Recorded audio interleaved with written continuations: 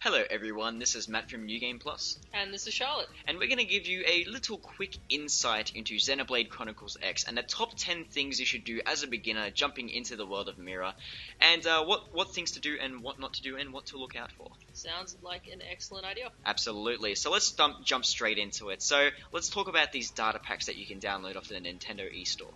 Yeah, so I've downloaded mine already, and so basically, Monolith Soft have given us a bunch of data packs you can download, and they basically just help the game to run smoother. There are some that contain information on the monsters. There are some that contain, sort of pre-rendered things for the artwork, so just basically helps it load faster.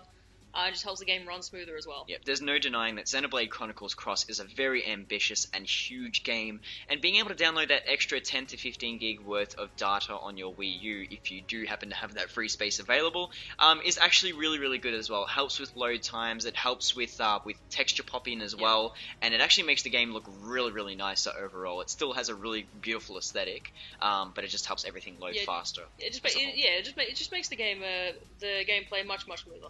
Definitely. So let's talk about some of the continents as well. I mean, like, the game Xenoblade Chronicles is intrinsically a massive high-scale game. Let's talk about some of the continents we get to visit. Yeah, so they estimate that, so there are 5 continents in the game, and they estimate that each continent is as big as the original game. So you're looking at something that's 5 times as big as the original adventure we had on the Wii.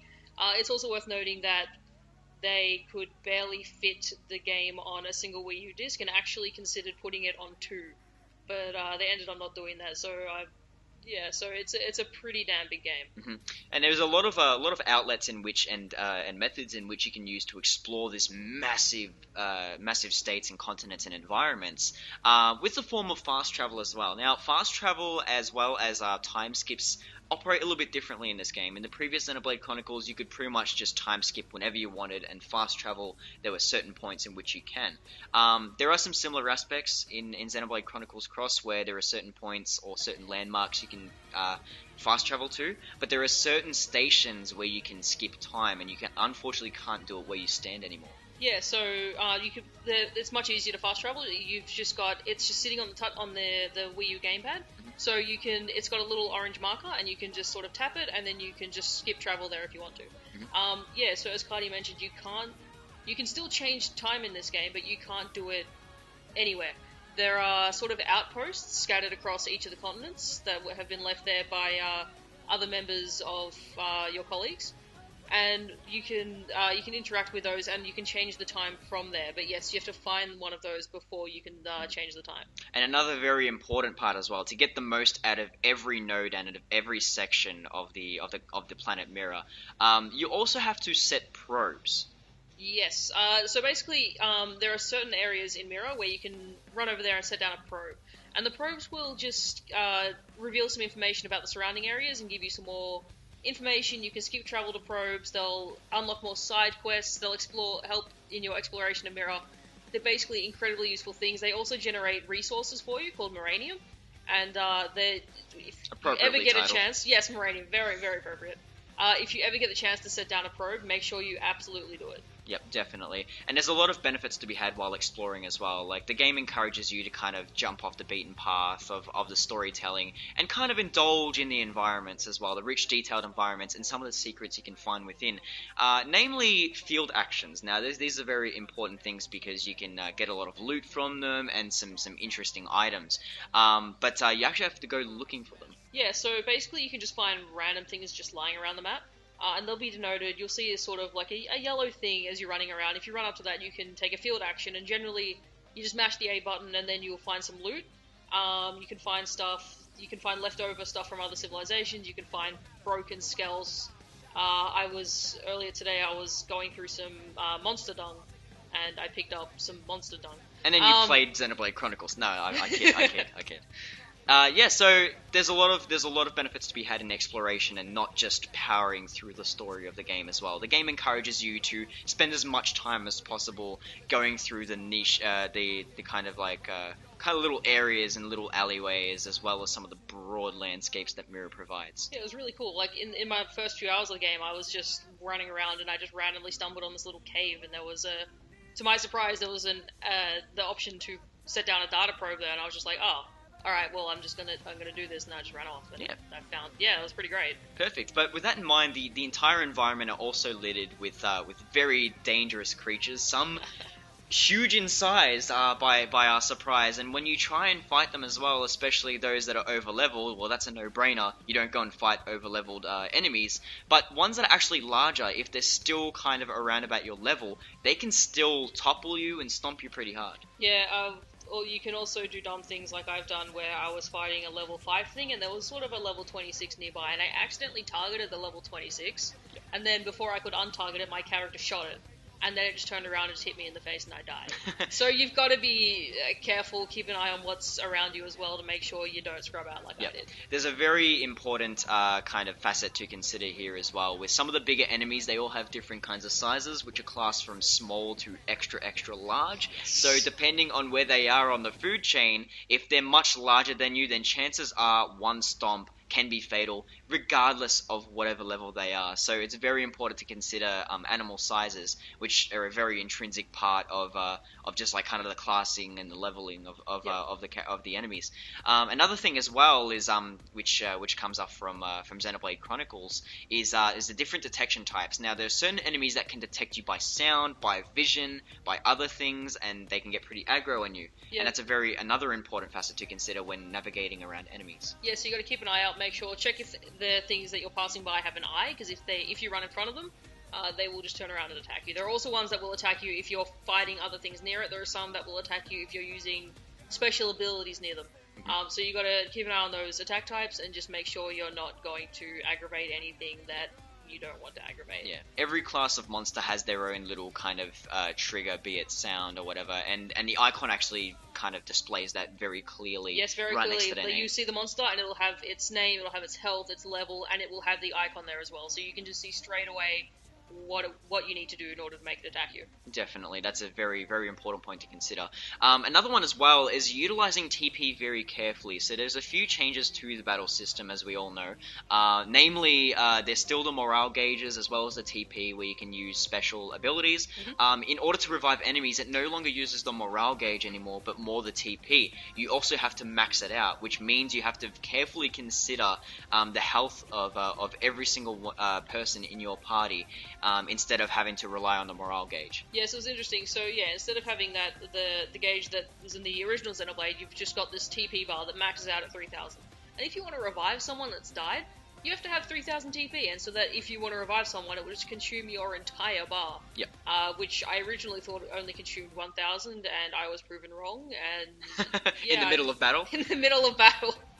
Definitely. So that's another very important thing. Like, there are a few changes, but this one in particular is probably the most damning, because you're in the middle of a fight and you think, oh, I actually need to max out this entire TP gauge, and it's not easy either. So with that, it takes a fair while to max it out. Yeah, with that in mind, we also got another thing that we've noticed as well, which is quite streamlined. Gone are the days of Xenosaga and Xenoblade Chronicles, where you have the break, topple, and daze system, which is a multi-tiered kind of attack, where each attack that you brings about the status element of break, topple, and daze, and it's kind of structured in that sense. Instead, we just have topple. Yeah, so far we've only seen the topple, and we'll just been afflicting it with some random arts. And it is interesting because I did notice, like, they've sort of been developing it since the first Xenosaga game, and throughout the trilogy you can see it sort of developing and becoming more refined. And they made it even better in the last Xenoblade in the first Xenoblade game, and then they basically just looks like they've done away with it. It's interesting.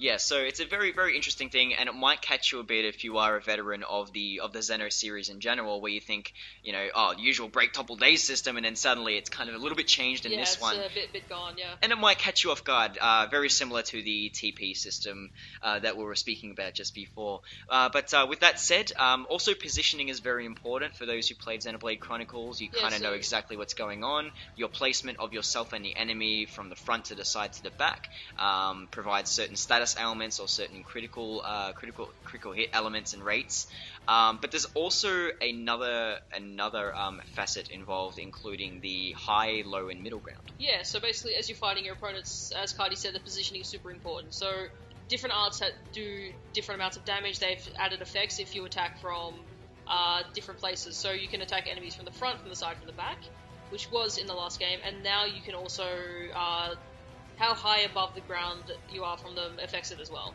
So you generally, if you're on higher ground, you generally do more damage. If you're below them, you do less, and middle is sort of the same. Yep. And it's interesting, and the making sure you pull off your arts using the correct positioning can help give you bonuses in battle as well. Very important for the larger monsters as well, as Yes. I've found that the entire map of Xenoblade Chronicles Cross is kind of concerned with verticality. So having that in mind, and also once you get yourself into a Skell, the positioning of high, low, medium is a lot more important. Speaking of which, your Skell now, you need to prove yourself before getting access to these big monstrosity mechanical beings, or these forms. Being able to jump into them takes you almost about 30 hours of estimated in-game time before you get access to one. It's interesting because that's also something Elma tells you right at the start. She tells you that only the best will be allowed to take an exam to be able to have a Skell, and that you don't get to ask for it, they just tap you on the shoulder. Yep. So yeah, you got to earn your stripes. Exactly, you've got to earn the right to use a Skell. So the game doesn't let you do it for a while because you've got to do a fair bit in the world before you've proved yourself and can use a Skell. Absolutely. So there's some other forms as well. So depending on where you want to go with it as well, if you're more of a kind of speedy, kind of agile character, you might want to go for the light Skells, medium and large as well. If you're looking to pack a bit more of a punch, or if you just want to go full DPS or full tank, you probably want to be looking at some of the larger Skells on offer. Yeah, and Nintendo have previously released some of the models for some of the Skells, so you can go poke around. There's a few of them about. And also, when you get a Skell, make sure you take out insurance, because if you break your Skell, it's quite expensive to replace. So you can actually take out insurance in this game, and they'll pay for your Skell if you break it, but only for the first couple of times, and after that you'll need to replace it yourself, which will cost a lot of money. So make sure you're very careful with your Skell. If you're running low on health, just leave. It's not worth it. It just costs way too much. It's not worth the cash, especially in Really that not. especially in that economy of Mira. You know what I mean? So yeah, everyone's low on jobs. It's just absolutely. Much going on. You know, New Los Angeles ain't doing so well, but only if you're not doing well in the world of Xenoblade Chronicles Cross. If you're doing a lot of side quests and things like that, and helping out a lot of people, then you'd be well off, much more well off, and you might not even have to pay for insurance because you're so skilled in the game. But anyway, that's our top 10 of things to do and things not to do, and hopefully this doesn't enlighten you when you do start Xenoblade Chronicles Cross, as it hits December the 5th, isn't it, over here in Australia. No, well, trust me, I mean, with Australian and US release dates, nobody knows at this point in time. We're always a day late. We're always a day late. So anyway, guys, thank you very much for watching. Be sure to subscribe to us here if you like what you saw at youtube.com/NewGamePlusTV, and look forward to a lot more Xenoblade Chronicles Cross content down the line. Thank you guys very much. Catch you around. Guys.